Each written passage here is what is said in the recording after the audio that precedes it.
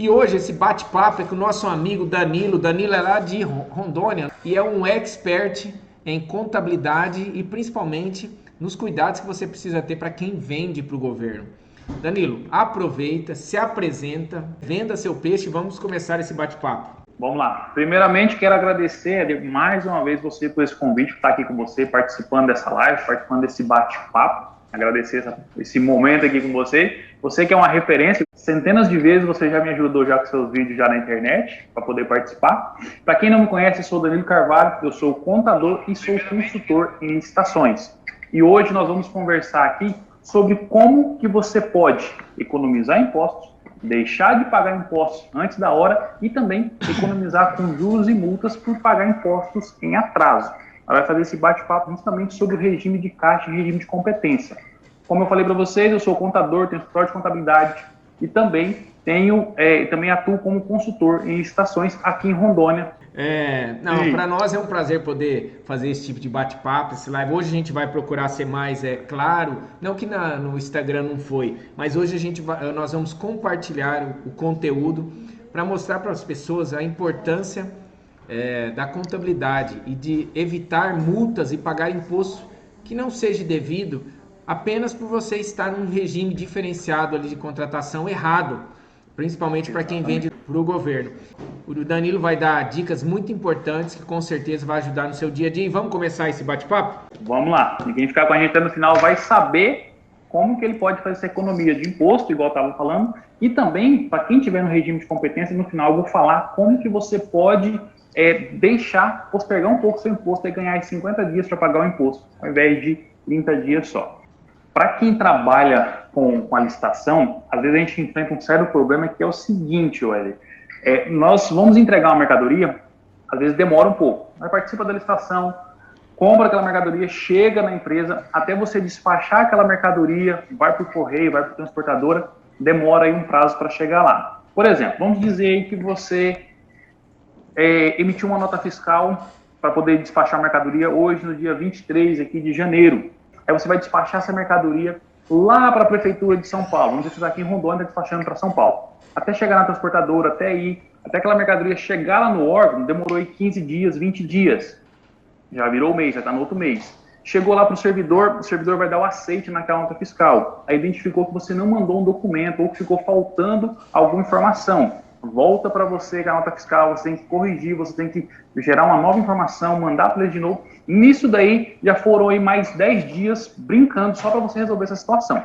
Então, nós já temos aí 25 dias que ainda não está contando o prazo para o governo te pagar. Geralmente, os editais falam 15 dias, 10 dias, 30 dias para te pagar. Só que esse prazo vai começar a contar a partir do momento que eles receberem a mercadoria e tiver tudo ok. Se você está faltando alguma informação, você emitiu a nota fiscal lá no dia 23 de janeiro, passou o dia 20 de fevereiro, passou o dia 20 de março, então você teria que já ter pago esse imposto lá em 20 de fevereiro. Porque você emitiu a nota fiscal, você está no regime de competência, teria que ser feito o pagamento. Acontece que, às vezes, você não tem esse dinheiro no seu caixa. Você vai ter que fazer o quê? Deixar vencer até você conseguir o dinheiro para fazer o pagamento. Você vai pagar juros e isso vai gerar para você o quê? Um grande custo em fornecer para o seu cliente.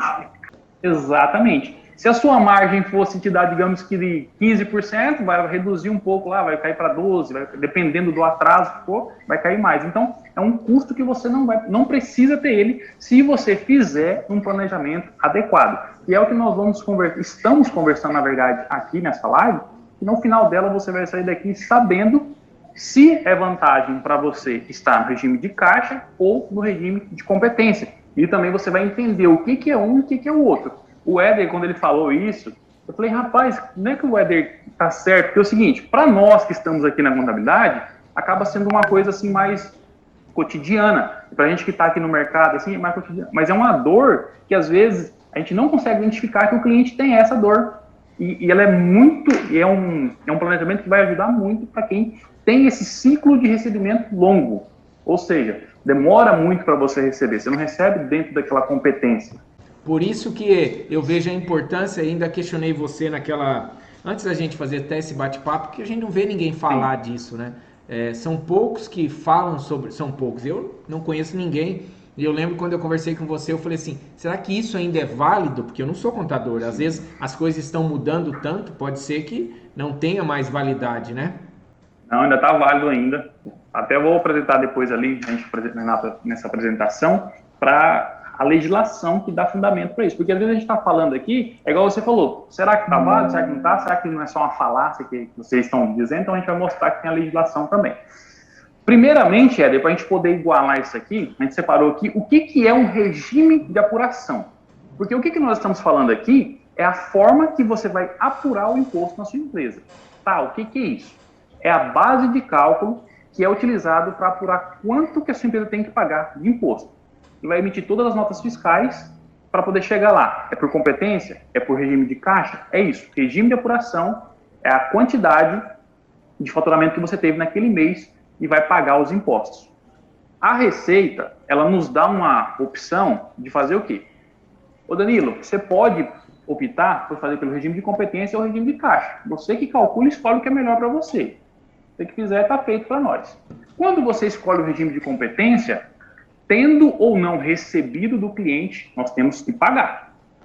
Emitiu a nota fiscal, no último dia do mês, não recebeu, tem que pagar. Igual está aqui, ó. Regime de competência. As receitas e despesas são reconhecidas na data que acontece, independente de terem sido pagas ou não. O que é isso? Chegou lá no dia, Éder, igual você teve essa dor que você sentiu na pele. Você emitia a nota fiscal. Eu lembro que você falou que tinha um problema para receber, era da parte de laboratórios. Pernambuco a gente vendia bastante. Eu vendi muito para o estado de Pernambuco, para a Secretaria de Saúde. E geralmente atrasava, mas por problemas que eu também tinha de gestão financeira. Sabe aquela história de você vender mais do que a tua capacidade financeira? Aí você fica naquela loucura de comprar para entregar e às vezes atrasava e quebra aquele ciclo que o órgão tem. Então, por esse atraso, às vezes atrasava também o meu recebimento. E como eu estava no regime de competência, as notas geralmente eu pagava quando eu recebia. E se isso demorava 2 meses, 3 meses, quando eu ia pagar, talvez a minha margem, talvez não, algumas vezes a minha margem de lucro ficava nesse imposto, nessa multa. Tudo nos juros e multas que você ia pagar em atraso, né? Exatamente. Então, por isso, porque estava no regime de competência. Deu aquele dia, emitiu a nota fiscal, independente, chegou no mês seguinte, tem que fazer o pagamento. Aí nós temos o regime de caixa. Pula para o próximo slide para nós, por favor, Éder. Esse daí, ó, o regime de caixa, como que funciona ele? As receitas e despesas são reconhecidas somente quando pagas. Saiu dinheiro do caixa, reconhece. Ou recebidas. Entrou dinheiro no caixa, é que vai ser reconhecida. Nesse caso aqui que nós estamos analisando um planejamento tributário para chegar na base de cálculo do imposto a ser pago, nós vamos considerar as receitas, tanto de competência como de caixa. Então, emitiu uma nota fiscal, vai ser a sua receita que você está recebendo ali. Se for para o caixa, quando você receber aquele dinheiro. Recapitulando, para não ficar meio confuso aqui. Regime de caixa, aconteceu a venda, emitiu a nota fiscal, no mês seguinte você já tem que fazer o pagamento do imposto. Dia 20. Para os do Simples Nacional, dia 20. Quando é no regime de caixa, você vai pagar esse imposto somente quando o dinheiro de fato entrar no seu caixa. Quando você receber aquilo lá no banco, é que você vai informar para a sua contabilidade, olha, recebi, vão lá contabilizar aquilo, vão fazer a apuração de acordo com o que você recebeu. Isso eu não sabia. E assim, não sabia até ter passado por essa situação. E quando então, você informa... Você falou que teve uma consultoria, né? Eu tive uma consultoria do Sebrae que me mostrou que eu estava errando e errando feio nisso aí. Mas é aquela história, não é que eu estava errando. Quando você contrata a um escritório de contabilidade, você entende que o seu contador ele vai procurar aquilo que é melhor para o seu cliente, para o cliente dele, né? E não era o que acontecia. Eu fui descobrindo porque a gente vendia valores até expressivos e a hora que ia fechar a conta não estava fechando, sendo que tinha margem legal, mas pelos atrasos nos recebimentos, por falhas no atraso de entrega, também gerava todo esse desencaixe, esse pagamento de multas, juros, que depois que você paga, você não reverte mais. Então, a orientação que eu quis trazer para as pessoas é tomar esse cuidado, que às vezes tem muito fornecedor que eu vejo, chega até a gente e fala, Éder, mas eu vendo, eu faço isso, eu faço aquilo, mas não me sobra dinheiro, A primeira pergunta que eu faço, você paga suas notas? Estou pagando em dia? Não.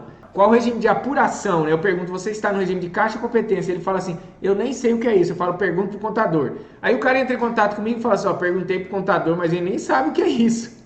Tá, aí é que nós vamos chegar lá também, que eu quero até conversar sobre isso. O que que acontece? Tem situações que nem é passado isso para o cliente, por quê? Às vezes é cliente que ele não tem organização de estar te informando, né? Informar para o contador. Olha, eu recebi a nota fiscal, olha, eu estou te mandando o extrato bancário da conta. Daí o contador não tem aquele controle, o cara acaba tipo, no automático, vai lá e cadastra como competência. Só que cada empresa tem que fazer uma análise do que é melhor para ela. Como a gente estava falando ali, o que vai influenciar se para a sua empresa é vantagem estar no regime de caixa ou de competência? Vai ser o seu ciclo de recebimento dos seus clientes. Ou seja, você emite a sua nota fiscal no dia 23/1 e no dia 20 do mês seguinte, do dia 20 de fevereiro. Você já recebeu? Não recebi. Então, tem que ser feita uma análise, talvez seja melhor você estar no regime de caixa. Agora, para aquelas empresas que, digamos que ela vende para o consumidor final, que ela já está ali, o cliente pagou na hora, emitiu, está aqui, para eles de competência é o melhor. Emitiu aqui, pagou à vista, dá aqui o meu dinheiro, pronto, vai embora. Por exemplo, uma empresa que trabalha com loja de eletrodoméstico, que vende geralmente tudo parcelado. Para eles, automaticamente, regime de caixa, porque se você emitiu uma nota fiscal agora e for pagar na competência, você ainda está financiando o seu cliente para frente, você já vai estar pagando imposto. Exatamente. Outro detalhe que acontece ali para aquelas empresas que participam muito, como você falou, você tinha um fluxo muito grande, movimentando bastante, porém não te sobrava nada. Às vezes você participa das licitações por conta do volume. Então você tem que participar bastante, ter bastante vendas, e você vai ganhar no volume, que sua margem vai ser pequena. Agora, se a sua margem é pequena, você está tendo despesa com juros, multas, esses atrasos, acaba te dando prejuízo.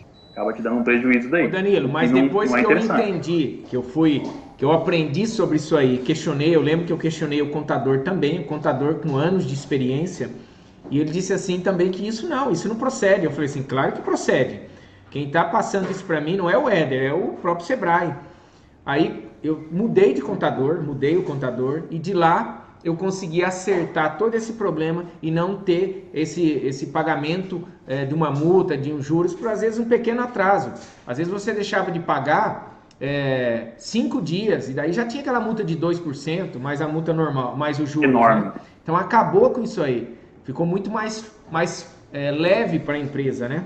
Sim, e você consegue ter até uma previsibilidade para você ser mais competitivo na hora de participar das licitações. Porque quando você está ali participando por regime de competência, você já vai calcular, já vou ter que pagar o imposto. O cara precisa de ter um caixa ali.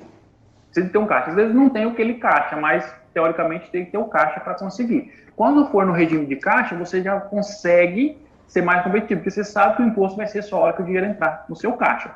Éder, pula para o próximo slide para a gente ver. Ó, deixa eu só colocar uma pergunta que colocaram aqui no meu WhatsApp, como enviaram assim, ó.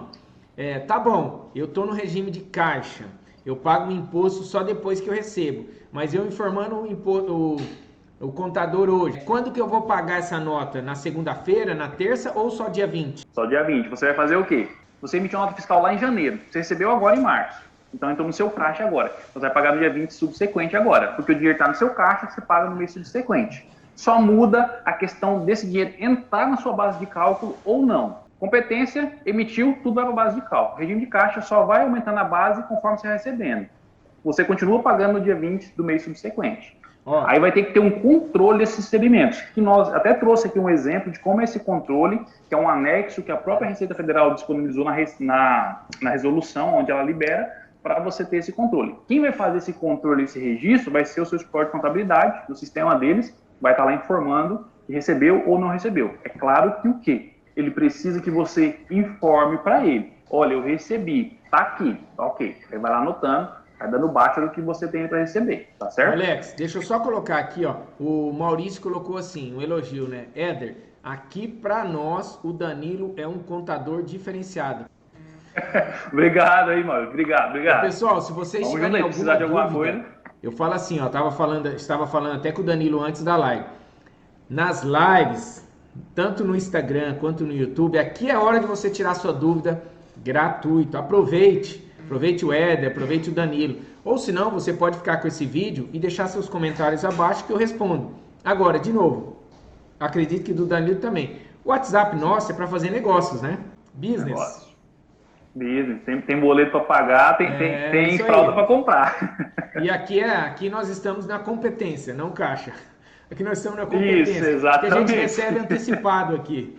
Continuando, se tiver mais alguma dúvida aí, Éder, você vai mandando, tá? Tá, eu estou acompanhando aqui, tá? Estou acompanhando.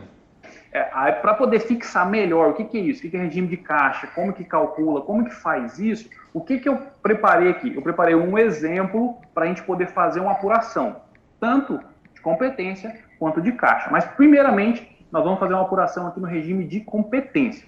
Vamos lá, o exemplo que eu separei aqui é o seguinte. A empresa licitante do Brasil, limitada, ela emitiu 2 notas fiscais, uma no valor de R$10 mil, emitida no dia 15/1 para a Prefeitura de São Paulo. E ela emitiu uma outra nota fiscal, também no valor de R$10 mil, emitida no dia 23/1 para a Prefeitura de Belém. No dia 31/1, a empresa recebeu da Prefeitura de Belém, ou seja, essa nota fiscal de 10 mil, a Prefeitura de Belém pagou. Ocorreu um atraso na entrega da mercadoria de São Paulo e chegou o dia 20 do mês para pagar o imposto e a Prefeitura de São Paulo ainda não tinha pago aquela nota fiscal de R$10 mil. Quanto a licitante Brasil vai pagar de imposto no dia 20/2, no mês subsequente dela? E aí? O que você acha, Éder? Quanto que vai ser? Qual vai ser a base de cálculo para ela poder pagar? Que é justamente o que a gente estava falando ali agora. Emitiu, recebeu ou não recebeu, tem que fazer o pagamento. Então vou ler de novo. Pode passar para... Porque eu estava acompanhando aqui o pessoal do Instagram e do WhatsApp mandando mensagem. Não, tranquilo. Então vamos lá. A empresa licitante do Brasil, limitada, emitiu 2 notas fiscais. Uma no valor de 10 mil, emitida dia 15 de janeiro, para a Prefeitura de São Paulo. E a outra no valor de 10 mil, dia 23/1, para a Prefeitura de Belém. No dia 31, a empresa recebeu da Prefeitura a de Belém, que é a de 10 mil, é isso, né? 10 mil, as duas são 10 mil. Ocorreu um atraso na entrega da mercadoria de São Paulo e chegou o dia 20 do mês para pagar os impostos e a Prefeitura de São Paulo ainda não tinha pago. Quando o licitante vai pagar imposto? Se ele tiver no regime de competência, ele vai pagar o imposto das duas. Das duas. Se ele tiver no regime de caixa, ele vai pagar o imposto só da que ele recebeu. Aí está aqui a apuração desse imposto. Esse procedimento que eu estou mostrando para vocês aqui é o que o seu escritório de contabilidade faz todos os meses para identificar quanto que você vai pagar de imposto. Primeira informação, a Licitante Brasil, ela é optante do Simples Nacional. Nesse exemplo aqui, ela está no anexo 1, comércio, e está na alíquota de 4%, na primeira faixa do Simples Nacional. Nota fiscal 1, R$10 mil, ela recebeu. Nota fiscal 2, ela não recebeu ainda. Receita total que ela vai apurar, R$20 mil. 4% de imposto, ela vai pagar R$800 de imposto. A ser pago no dia 20, mesmo não tendo recebido de todas as prefeituras. Ela vai pagar imposto em cima dos R$20 mil. Recebeu ou não recebeu, ela vai pagar R$800 ali no dia, ou sol ou chuva, a Receita Federal que é o dela. Danilo, eu acredito que o exemplo aqui ficou bem claro. Se o pessoal ficou com dúvida aqui sobre o exemplo, sobre o regime de competência, aproveite para perguntar. Eu estou vendo aqui, ó, ele colocou uma pergunta, Fernando, que você pode responder depois. Ele falou assim, pode falar sobre integralizar capital na empresa? Como fica essa situação fiscal? Você quer falar agora ou quer partir para a próxima? Rapaz, é um negócio bem delicado essa questão de integralização de capital social, tá? Nós sabemos que hoje, grande parte dos capitais sociais que tem integralizado em empresa não são reais, não são reais. O cara vai lá, abre a empresa lá com 100 mil, 200 mil reais, sem nem colocar aquele dinheiro na empresa. Mas, ô Danilo, hoje a trinca comercial... Mas quando é uma Eireli, você precisa comprovar essa integralização do seu capital, ou não? Teoricamente, sim, mas na prática, não. Não é aprovado. Porque o que a Federal não exige... Vou te cortar aqui, porque isso eu fiz. As minhas 2 empresas, elas são Eireli. Uma no meu nome, uma no nome da esposa, e a mais recente é de 2011, a outra é de 2009. Para eu virar Eireli, eu teria que ter faturado, eu teria que ter como caixa para provar isso. E eu tinha. Uma tem 250 mil, que é baixo ainda, a outra 100 mil. Mas foi comprovado isso para mudar ela para Eireli. Então, isso daí porque a junta comercial do seu estado, então, estava exigindo. Por exemplo, Rondônia não exige. Você vai lá e coloca no contrato social que tem aquele capital social, está integralizando, pronto. Eles não pedem um comprovante que tem aquele dinheiro em caixa, nem que você tenha aqueles recursos. O correto é você ter aquilo lá em caixa, integralizar de forma certa, colocar aquilo lá. Esse é o correto a ser feito. Só que, infelizmente, isso não acontece. No dia a dia a gente não acontece. Estou falando a prática para vocês, a realidade do que é o dia a dia. Na legislação tem que ter integralizado, igual a Eireli era, porque a Eireli agora foi extinta. A Eireli você tinha que ter no mínimo 100 salários mínimos. Agora você já não precisa mais, você pode fazer a limitada unipessoal. Hoje você não abre mais empresa com a natureza Eireli. Todas vão passar para a unipessoal. Já está para sair no DREI já essa normativa de como vai funcionar. Se já não saiu, ela já foi extinta já. Se tiver mais alguma dúvida, pode mandar lá, depois você fala pra gente aí. Tá. Ó, ele colocou assim, ó. Eu estou falando em integralização real, em empresa já aberta.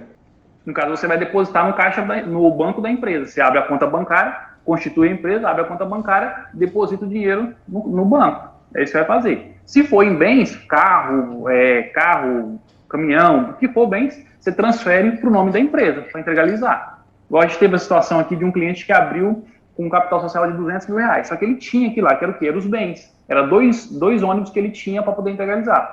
Abriu a empresa, foi lá e transferiu os ônibus para o nome da empresa daí. Sim. Pronto, está comprovado, está feito tudo de acordo com a legislação. Vamos continuar nesse assunto aqui. Vai lá para o próximo exemplo. Recapitulando, só que a gente deu esse pausa ali. Nós fizemos uma apuração pelo regime de competência, onde ele faturou R$20 mil, recebeu uma nota fiscal só, a outra não recebeu ainda, vai pagar 4% de imposto, que é a alíquota que ele está no Simples. R$800 de imposto, no dia 20, fazendo sol ou chuva, vai ter que pagar. Se não pagar, não tem problema. A Receita fala, pode pagar quando você quiser, desde que você me pague os juros e multa. Vamos lá para o próximo exemplo agora, Éder, por favor. Agora, é o mesmo exemplo que nós fizemos anteriormente, só que no regime de caixa. Mesma situação. A empresa Listante do Brasil Limitada emitiu duas notas fiscais. Uma no valor de R$10 mil, também emitida no dia 15/1 para a Prefeitura de São Paulo, e outra no valor de R$10 mil, emitida no dia 23/1 para a Prefeitura de Belém. No dia 31, a empresa recebeu da Prefeitura de Belém.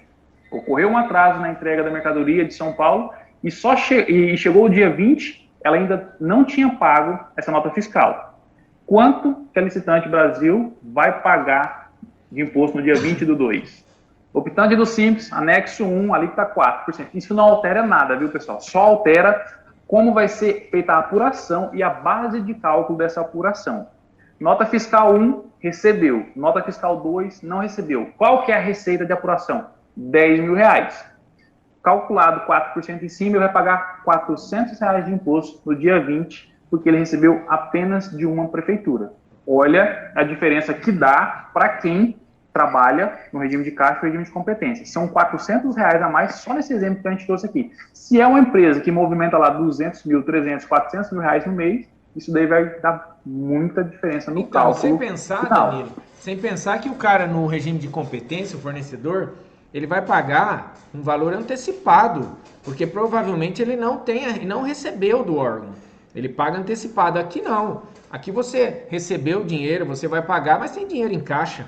Deixa eu colocar aqui, o Maurício colocou assim, Danilo, uma pergunta. Emite uma nota e enviei para o órgão. Dias depois identificou um erro na emissão e virou o mês da emissão.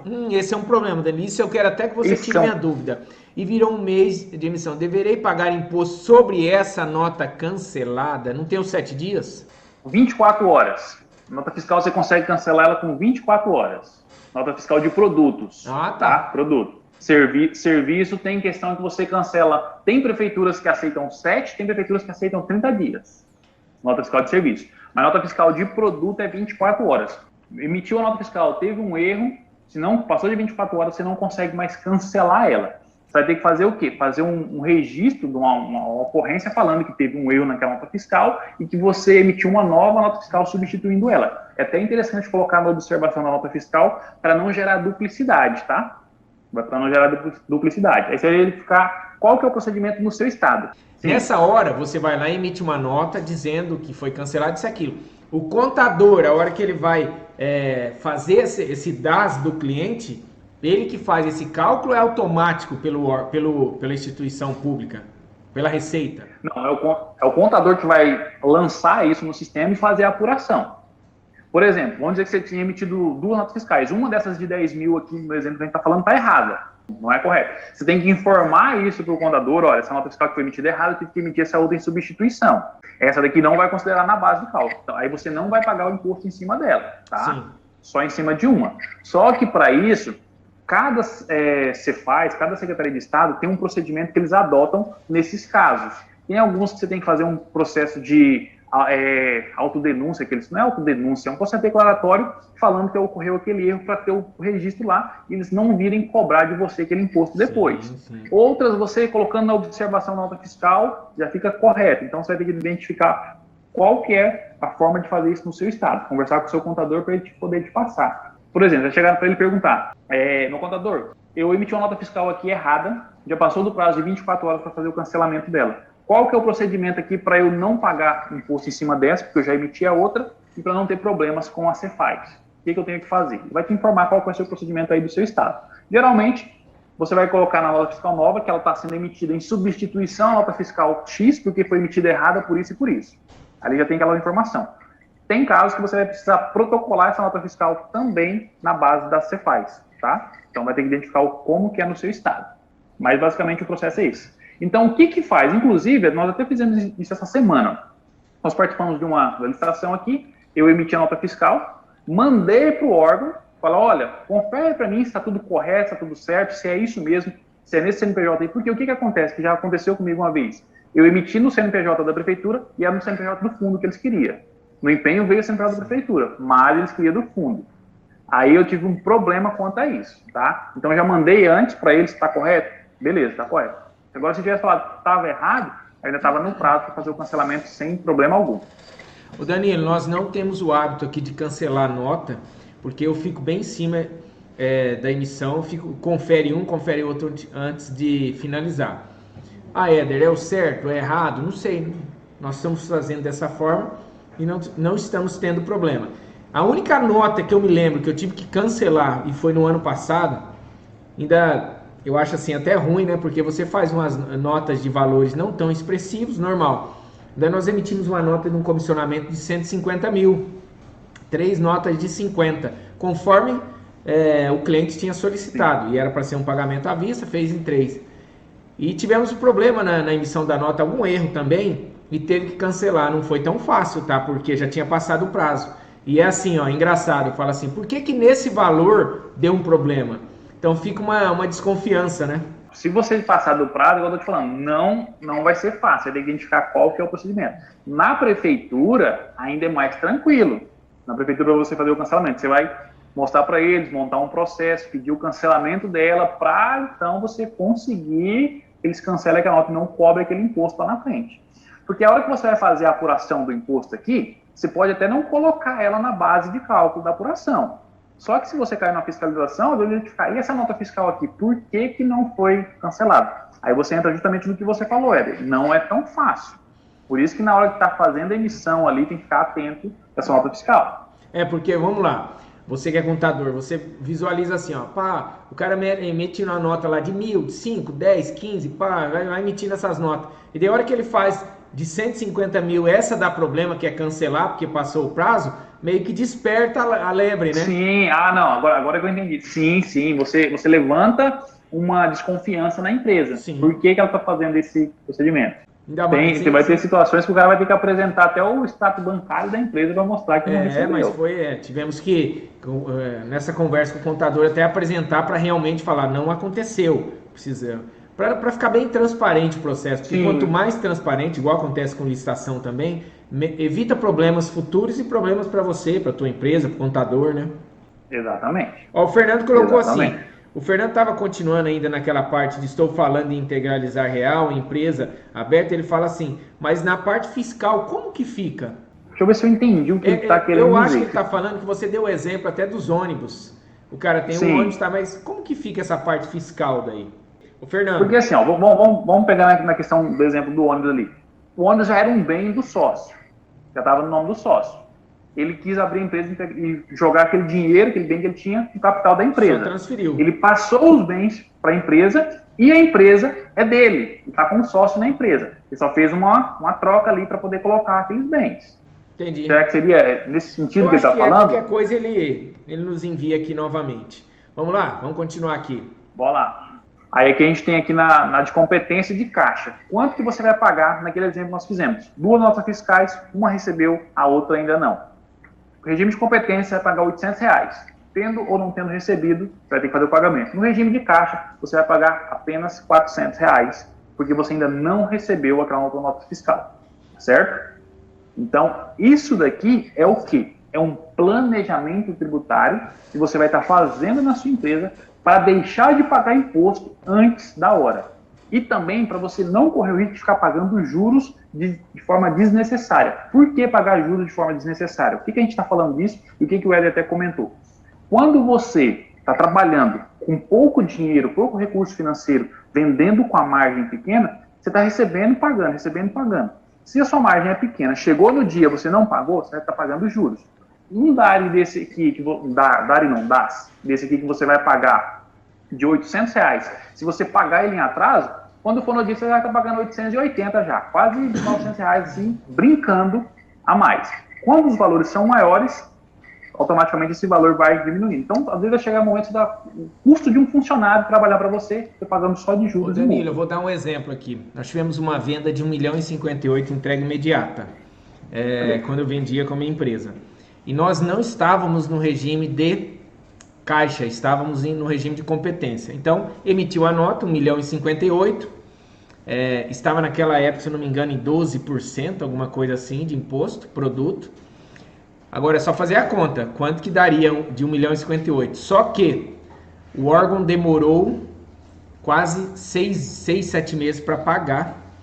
Sabe por quê? Porque nós enviamos as encomendas, a carga, através da Tancargo. E era 47 caixas, se eu não me engano, e 53, eu não me lembro. E extraviaram 3 caixas. E a TAM, ela só entregava a mercadoria completa. Ela não entregava pela metade. E nisso foi passando o tempo. E aí advogado entrando em contato com a TAM, e depois atrás entrega no órgão, depois que localiza tudo, e depois o órgão já tinha virado o ano. Olha só, era para entregar até final do ano, virou o ano. Aí eles receberam tipo janeiro, fevereiro e foram se enrolar o pagamento, porque a gente sabe quando vira o ano muda todo o formato, muda todo o sistema, a dinâmica Sim. de pagamento deles, e foi uma dor de cabeça enorme. E aquele imposto que era para ser um imposto que já era um valor alto, quando a gente fala 12%, vou fazer a conta aqui, ó. 1.053.000, enter, 12%. Dava 126 mil mais ou menos de imposto. Imagina isso aí com juros e multa. Então, quando a gente fala em 20 mil, às vezes a pessoa olha assim e fala, não, mas só 800, 400 reais não é nada. Agora, 120 mil numa nota dessa é um carro, é uma entrada num apartamento. 2% aí. Hã? 2% aí de multa. O cara não gosta nem de lembrar disso. Então, por isso que é muito importante o competência e o caixa. Você se enquadrar a tua empresa naquilo que é mais vantajoso. Você tem que sempre pensar em você, porque se vou falar meu ponto de vista. Se você achar que governo, receita, que órgão vai pensar no fornecedor, esquece, pessoal. Eles estão pensando no lado deles, tanto pensam no lado deles que criaram o modo aberto. Que o modo aberto, os pregões caíram mais ainda e favorece sempre o órgão. Se eles pensassem no fornecedor, teriam deixado o modo randômico. Eu sei que vai ter gente que vai falar que eu estou falando abobrinha, mas aqui quem está falando é pessoa de prática, é pessoa que atua nisso com uma empresa e com clientes. Eu não estou falando de teoria, estou falando de vivência e ver quanto os fornecedores sofrem hoje em dia com esses preços. Não é só preço, né? Não é só preço, mas daí você vê assim, beleza, eu tenho minha margem, mas você vê o pessoal jogando tanto e você ficando tão longe dos primeiros, tá bom, pode chegar até você? Claro que pode chegar. Mas se você ficar lá em 10º, eu acho mais difícil, a não ser que você faça uma análise criteriosa e que seu concorrente ali realmente não tenha documentação. Eu vejo que quando joga o preço muito lá embaixo, geralmente aquela empresa não tem a documentação certa. Mas aí, Éder, pega também o seguinte, às vezes é um edital com documentação simples, aí não tem muito o que você fazer, porque às vezes é um edital ali que exige documentação básica. Qualquer documentação que ele apresentar, tá válido. Só voltando ao que a gente estava falando aqui, por exemplo, eu acredito que para quem vende para o governo, para o fornecedor, o regime de caixa é o ideal. O regime de caixa é o ideal. Por que ele é o ideal? Porque pode ocorrer atrasos. Deixar de receber, você não vai deixar de receber, mas pode ocorrer atrasos. E para quem está com caixa pequeno, ou mesmo que no seu caixa seja grande, você vai tirar um dinheiro seu que você pode participar de outra licitação para pagar um imposto para o governo sem que você ainda nem recebeu aquele dinheiro. Então, fazer essa análise do caixa de competência é ideal. Tem uma pergunta aqui que o Gabriel colocou, nossa, muito importante para tirar as dúvidas. Eu acredito que eu sei a resposta, que não dá, mas eu vou ler aqui, ó. O seu Fernando colocou também, eu já li, mas ele colocou assim, ó. Eu posso escolher o regime conforme as notas emitidas? Posso dividir o uso entre regime de caixa e competência a qualquer tempo? Como eu estava falando para você, a Receita Federal ela não dá ponto sem nó. Ela não dá ponto sem nó. Então, ela te permite. Você vai fazer a opção uma única vez por ano. Todo ano você pode mudar. Chegou lá no final do ano, você quer mudar de regime de caixa para competência, de competência para caixa, você pode mudar. Só que a partir do momento que você fizer a opção, ela é irretratável. Todo aquele exercício, você vai continuar ali. Eu até separei aqui para poder mostrar depois como que fica isso lá dentro para as empresas do Simples Nacional. Ó, o Fernando era isso que você também estava, você sabe que não pode, né? Não, isso aí eu sei que não pode, porque na verdade é assim, você só tem uma época que você pode mudar a sua empresa para o regime de caixa ou competência, que é janeiro. Eu acho que é isso, né? Você vai informar seu contador vai lá em janeiro e faz essa alteração. Feito isso, durante aquele ano... Só complementando, o Éder, ela começa a valer a partir de janeiro, só que nós temos que fazer a opção em dezembro. O Fernando colocou assim, ó, por que eu vou ter que apresentar a origem do valor que foi dado entrada, sendo que esse valor, por exemplo, vem de um investidor pessoa física? Qual o procedimento que tem que fazer para me garantir? Nesse caso aí, você precisa da declaração do imposto de renda. Precisa da declaração do imposto de renda. Você tem que declarar esse valor que você tinha, esse dinheiro, para você então colocar ele na empresa. Se você pegou ele nesse último ano, esses R$200 mil, você vai ter que tributar ele, pagar o imposto dele e daí você fazer o lançamento.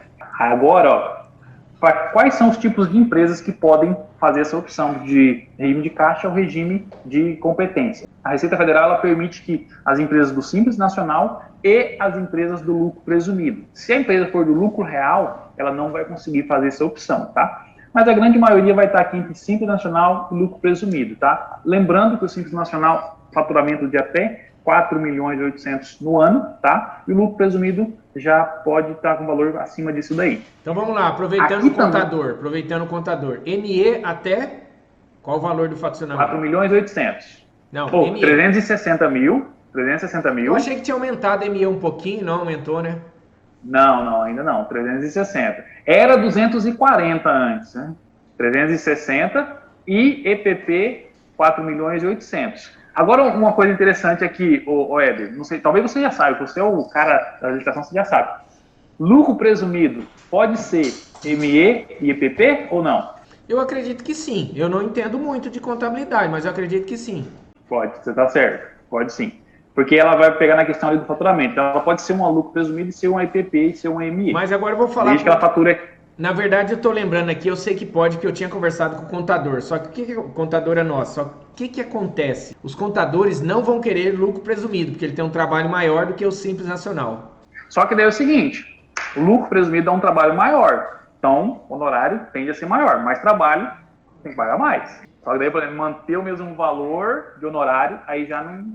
Lucro presumido é outra... esses dias atrás, até em conversa com o contador. Lucro presumido, assim, um exemplo. Geralmente as pessoas compram lá um carro no nome da empresa, parcelado, e coloca a parcela como despesa, alguma coisa assim, ou locação, porque ele vai diminuir no lucro da empresa para pagar um imposto sobre um lucro menor. Tô certo ou tô errado?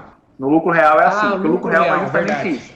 Lucro real. O que acontece ali? Como o próprio nome está falando assim, o que realmente foi de lucro da sua empresa. Você faturou a 100 mil.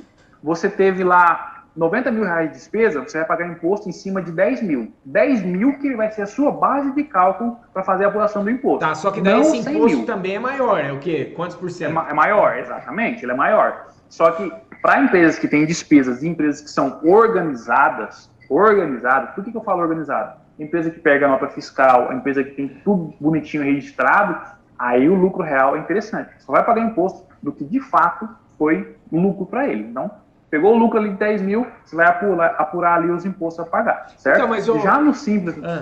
Mas, ô Danilo, pode falar. Que eu te corto, porque eu sou acelerado para saber essas respostas. Mas assim, não, vamos embora, eu vejo que é melhor o lucro real, porque na verdade o lucro hoje do empresário, ele é pequeno, ele não é grande.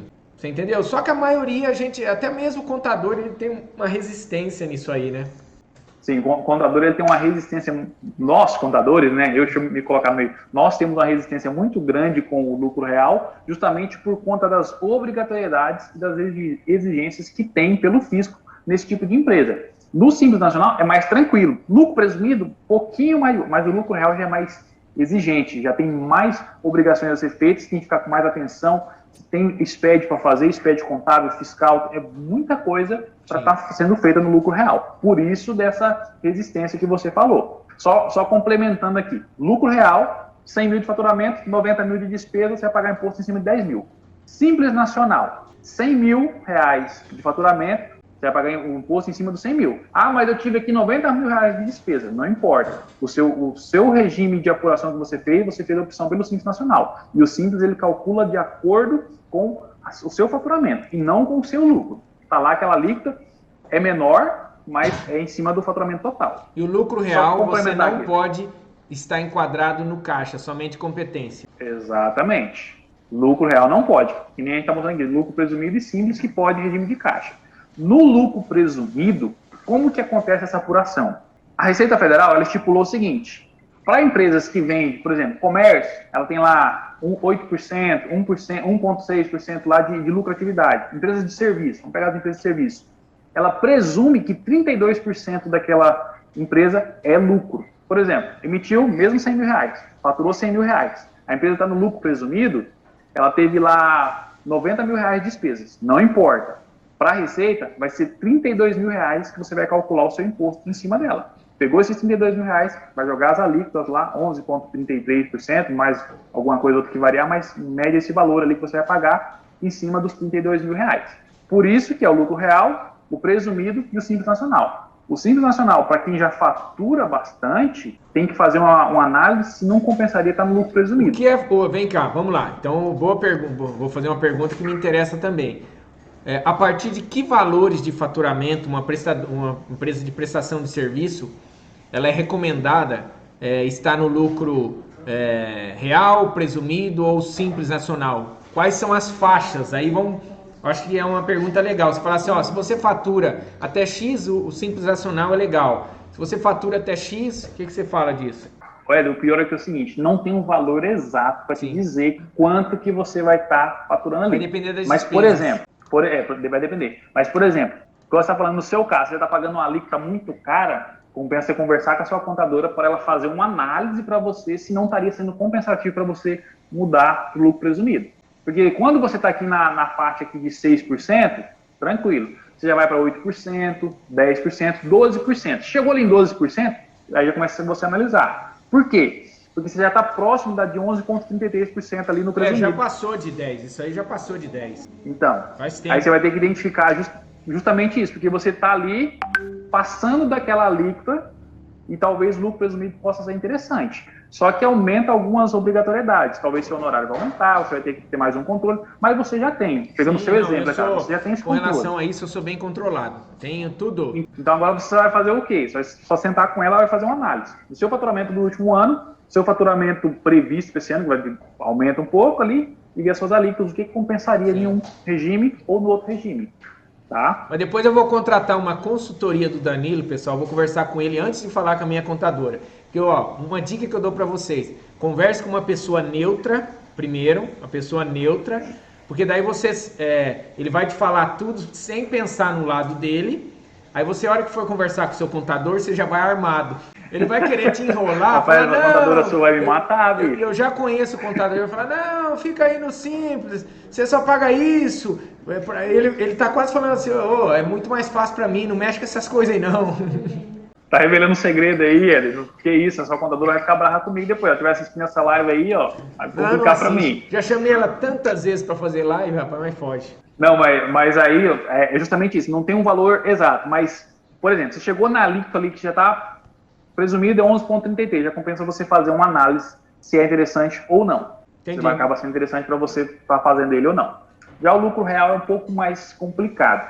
Por exemplo, no seu caso, no caso que é serviço, a gente tende a ter uma lucratividade maior por ser serviço. Então, se você for no lucro real, pode ser que você acabe pagando mais impostos. Você pode pagar mais impostos, mas dependendo se a empresa tem investimento de crescimento, igual exemplo, nós estamos em forte expansão e Sim. hoje está sendo investido muito mais do que sobra de lucro. Nessa hora não seria legal? Sim, sim, sim, porque você tá ampliando a empresa, aí pode ser interessante. Aí já é um planejamento mais completo que você vai fazer para expansão. Mas sim, daí você está tendo bastante despesa, está investindo agora para lá na frente você começar a colher esses lucros. Você pode fazer o seguinte, você faz esse planejamento agora, passa para um lucro real, você está vendo que você vai investir aqui no ano aqui, digamos que, exemplo, você vai faturar 1 milhão e vai investir 900 mil.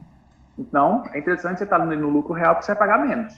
No ano seguinte, quando você for começar a trabalhar, a faturar, volta para o presumido, volta para o simples. Sim. É uma opção. Isso você pode fazer perfeitamente. Isso é um planejamento tributário que você vai fazer que não tem nenhum problema, não tem nenhum erro. Você pode ficar alterando. Quando pode ser feita essas alterações de regime? Final do ano. Sempre que você for iniciar um novo ano. Sim. Por exemplo, aqui, a gente pegando o Simples Nacional, você faz a opção do... Quando você vai optar pelo Simples Nacional, no início do ano você faz a opção para estar ali naquele regime. Para você fazer o regime de caixa de competência, quando nós vamos fazer a apuração do seu Simples Nacional da competência de novembro, que a gente está fazendo lá em dezembro, tem que fazer a opção pelo regime de caixa ou de competência. Vai ter que fazer essa opção ali no finalzinho do ano, começo do ano daí. Eu até separei aqui, ó, que você mostrou aí, a resolução que permite essa opção de regimes, competência ou caixa. A resolução aqui 140 de 2018, do Simples Nacional, e a instrução normativa das empresas do lucro presumido aqui, a 1700 de 2017. Essas resoluções aqui são as legislações que permitem fazer essa troca, ou uma ou outra. Vem falando bem no artigo 16, ó. A base de cálculo para a determinação do valor devido mensalmente pelas MEs ou EPPs, optante pelo Simples Nacional, será a receita bruta total mensal auferida, regime de competência, ou regime de caixa, conforme opção feita pelo contribuinte. E ali na outra instrução normativa, a mesma coisa, só que voltado para as empresas do lucro presumido. Aí vai fazer a opção lá no SPED. Na hora que eu fazer a transmissão do SPED, vai fazer a opção se é para regime de caixa ou regime de competência. Isso daqui, ó, é porque é o seguinte, lá naquela resolução, ela tem um modelo que ela disponibiliza para fazer o controle do que você recebeu pelo regime de caixa. Eu até coloquei aqui um print dele para a gente poder identificar. Ele vem trazendo as informações básicas que precisa para fazer esse controle. Ele precisa ali, ó, lá no artigo 7, optante pelo regime de caixa deverão manter registro dos valores a receber no modelo constante no anexo 9, que é esse que eu apresentei aqui para vocês, no qual constarão, no mínimo, as seguintes informações. Aí vem número e data de emissão de cada nota fiscal, valor da operação ou da prestação, quantidade e valor de parcelas, bem como a data do respectivo vencimento, data de recebimento e o valor recebido, saldo a receber e créditos considerados não cobráveis. Tem um valor lá que você não vai receber mais, você considera que perdeu, pode anotar ali também já aquele valor e deixar pronto. Esse controle que está aí, ó, esse modelo, o seu contador vai ter isso já no sistema dele lá, as informações que você repassar para ele, ele vai fazer esse registro para emitir esse relatório aí para você, para o controle de caixa. Quando que pode ser feita essa opção? Para as empresas ali, no caso do Simples Nacional, ela vai fazer quando vai fazer a apuração do imposto de novembro. Vamos lá para poder ficar claro isso e entender. Sempre nós fazemos a apuração dos impostos quando termina o mês. Terminou o dia 30 de novembro, lá em dezembro a gente vai fazer a alteração. Por isso que eu estava falando para vocês que a opção tem que ser feita em dezembro. Chegou em dezembro, é quando você vai escolher. Ano que vem, você vai ficar em qual? Caixa ou regime de competência? E aí? Seleciona aqui. Nós nem conseguimos apurar o imposto sem fazer essa opção primeiro. É obrigatório, tem que ir lá e fazer. E depois que fez, só no próximo ano. Ah, fui lá e marquei errado. Infelizmente, não tem que fazer mais. Danilo, o Maurício perguntou assim, ó. Danilo, para a empresa que trabalha em forma de Y, que é isso? Você sabe? Eu acho que ele trabalha para consumidor final e licitação. Trabalha para os dois públicos. Entendi. Trabalha de forma com assessoria, ó, eu não li, né? Com assessoria de licitações e venda de produtos por licitação direta. Quais as alíquotas? Vai depender do que ele vai estar ali vendendo. Mas geralmente comércio começa em 4%, serviço 6%. Emitiu nota fiscal de serviço que ele prestou lá uma assessoria, vai pagar 6%. Emitiu nota fiscal de produto, vai pagar 4%. Entendi. Essas são as alíquotas para quem está no Simples no início. Entendi. Que vai até R$180 mil por ano, tá? Essa é a alíquota, a primeira faixa, R$180 mil por ano. Agora, só complementando, o cara está lá na faixa 1 do Simples Nacional, ele abriu a empresa agora, ele acha que vai estar na faixa 1. Só que ele faturou mais que 15 mil reais, faturou lá 50 mil reais no mês. A Receita Federal, ela vai entender que todo mês você vai faturar 50 mil. Então, ela já vai multiplicar pelos 12 meses seguintes e vai te jogar para uma faixa que não é a faixa 1, vai ser a faixa 2 ou 3 lá. Você já não vai pagar mais 4%, vai estar pagando 7% dali. Isso para comércio. Aqui eu trouxe uma tela de como é feita essa opção lá para as empresas do Simples Nacional. Opção pelo regime de apuração de receitas, caixa ou competência. O seu contador vai fazer o acesso lá, ou pelo código de acesso, ou pelo certificado digital, e fazer essa opção. Esse aqui é lá dentro, a imagem de uma empresa que foi feita o regime de competência dentro do Simples Nacional lá. Aí vem trazendo as informações, ano calendário, no caso 2022, regime escolhido, competência. Aí aqui vem os dados, as informações, quando foi feito, ó, você pode ver aqui, ó, em 2/12/2021. Então, dezembro tem que fazer a opção. Ah, Danilo, eu achei interessante, estou vendendo para o governo agora, eu quero mudar para o regime de caixa, vou conversar com o meu contador, ele tem que mudar, ele se vira. Infelizmente, não tem o que fazer, só ano que vem. Se você estiver no regime de caixa, só no ano que vem. Então, não vai ter como você alterar esse ano mais. Quais vai ser as vantagens que nós estamos falando aqui? Pagar imposto somente do que você recebeu. Não pagar juros por uma coisa que você ainda nem recebeu ainda e diminuir sua margem. Ter mais controle, no caso de atraso. Atrasou um cliente seu, você não precisa ficar preocupado. Vixe, vai vencer o imposto agora mês que vem. Meu Deus do céu, o que eu vou fazer?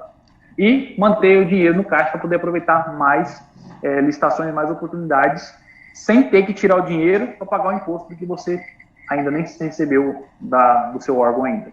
Para mim foi algo assim como descobrir algo poderoso, vamos falar, porque mudou muito como eu conduzia toda a parte de pagamentos da empresa, porque chegava próximo do dia 20, você ficava louco com as notas de valores expressivos. É aquela história, a gente quer vender, mas na hora que se esbarra no imposto, pelo amor de Deus, né? O imposto, infelizmente, ele é algo que é necessário, né? Não tem como a gente escapar dele. Então, se a gente conseguir ou postergar ele, ou evitar que aconteça ali o fato para poder fazer o pagamento, excelente, tá? Excelente. Se alguém quiser fazer uma análise se compensa ou não mudar para o regime de competência, contratar essa consultoria, fica à vontade para te chamar lá no Instagram para poder a gente fazer essa consultoria, tá? Danilo, @Danilo Carvalho, tá? Com Y e 2L. Acho que depois você deixa na descrição aqui, né, Éder? Eu deixo. Ó, fechou, maravilha. O Gabriel colocou assim, no caso do Simples Nacional, ano de 2021, uma empresa faturou os 500 mil esse ano, né? Faturou 500 mil. Esse ano ela paga a porcentagem desse faturamento? Né? Você entendeu? Sim, que é nos últimos 12 meses ele vai pegar. Nesse caso que ele faturou ali 500 mil reais, ele vai estar na alíquota de 9,5%, tá? Tem um valor a deduzir ali para chegar na alíquota final, mas nessa 4,5%. Perdão, 9,5%. Que as alíquotas começam, deixa eu só pegar aqui para poder. 4 no comércio, 7,3%, 9,5%, 10,7%, 14,3% e 19%. Né? Quem vende produtos. Produtos. Quem vende produtos. Aí o serviço vai variar de acordo com qual que é o serviço. Por exemplo, para nós que prestamos serviço de assessoria para os clientes, assessoria de licitação ou contabilidade, nós começamos em 6%. Para quem é, por exemplo, psicólogo, que é um serviço, ou advogado, ele vai pagar 15,5% inicial. 15,5%. E psicólogo daí, 15,5%. Psicólogo, dentista, essa é a margem. As clínicas odontológicas, 15,5% você começa. Aí acontece o quê? Aí tem uma questão de fator R, que a Receita, mais uma vez, ela te dá a opção. Se o cara tiver um fator R de 28%, ele pode cair para 6% de pagamento de imposto. O que é o fator R que ele vai fazer ali?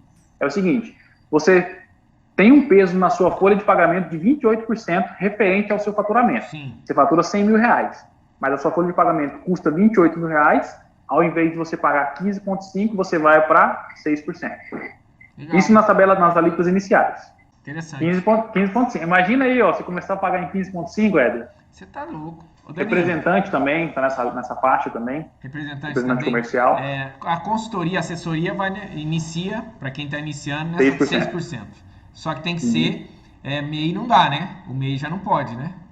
Tem uma atividade lá que se enquadra. Qual que é? Tem uma atividade lá que se enquadra. Apoio administrativo. Verdade. Apoio administrativo lá, você pode colocar que se enquadra no MEI lá. Danilo, acho que é isso aí, né? Fizemos um bate-papo legal, 1 hora, né? Para se estender demais. Vou deixar você fazer suas considerações finais e eu faço a minha aqui. Mais uma vez eu quero te agradecer de novo por estar aqui com você, participando dessa live. Eu fico pronto para o próximo convite, estou à disposição. Quero agradecer por estar aqui batendo esse papo com vocês. Quem quiser fazer uma análise, quem quiser entrar em contato, ficar com alguma dúvida, precisar de uma consultoria, fica à vontade de entrar em contato comigo. O Éder vai deixar a descrição aqui no vídeo também, tá? Estou à disposição. Mais uma vez, Éder, obrigado de coração mesmo. Caso não consigam entrar em contato com o Danilo, entre em contato com a gente que eu replico aí o telefone. O seu Fernando colocou assim, ó: se você desenquadra no ano, você não tem que retroagir o pagamento dos impostos caso você não faça o pedido no momento certo. Sou mesmo do Instagram, ele mesmo, seu Fernando do Instagram. Não sei se você entendeu agora. Eu acho que ele está querendo dizer o seguinte: se você está lá no regime de competência, passou para o regime de caixa. Aí depois você quer voltar, desenquadrar e passar para o regime de competência novamente. Aquele imposto que não foi pago ainda, quando você voltar para o regime de competência, você tem que pagar ele, tá certo? Entendi. Você tem que fazer o pagamento. Agora, se for desenquadrado do Simples Nacional, o imposto que você estava devendo aqui no Simples Nacional, você continua devendo ele aqui, vai fazer o pagamento, parcelamento normal. Imposto daqui para frente, você continua pagando no próximo regime. O lucro real, o lucro presumido. Parou, aqui desenquadrou do Simples, para trás você continua pagando o que era do Simples, para frente do outro. Se for desenquadrar de caixa para competência, chegou até aqui, vou para competência, beleza, sem problema. Mas aquele dinheiro que tem para trás aqui que você não recebeu ainda, vai pagar agora. Pessoal, de novo aqui fazendo o agradecimento ao Danilo. O Danilo agora vai ser já é um parceiro nosso. Quando eu estiver aí para esses lados, Danilo, com certeza eu vou chegar até o escritório. Quem precisar de um contador que entende principalmente daquilo que a gente bate na tecla, que é a licitação, pregão eletrônico, vou deixar logo abaixo do vídeo, o Instagram, não sei, até o WhatsApp do Danilo. Entre em contato. Sim. Reflexo Contabilidade Contábil. Com certeza, se você procurar pessoas certas em cada área certa da sua empresa, você vai evitar problemas, evitar principalmente pagar coisa que depois não reverte. Eu mesmo, quando eu estava no regime errado, eu paguei imposto só no ano, eu comentei na live, foram calculados pelo Sebrae por volta de 60 mil que eu paguei a mais de multas e juros que não devia. E depois que é pago, você não consegue reverter isso aí, né? Então, de novo, Danilo, muito obrigado. Podemos preparar mais conteúdos. Com certeza é conteúdo que vai ajudar o fornecedor. Pessoal, se inscreva no canal, ative as notificações clicando no sininho. Se você quiser esse vídeo, eu disponibilizo também, Danilo, para você postar aí no seu canal.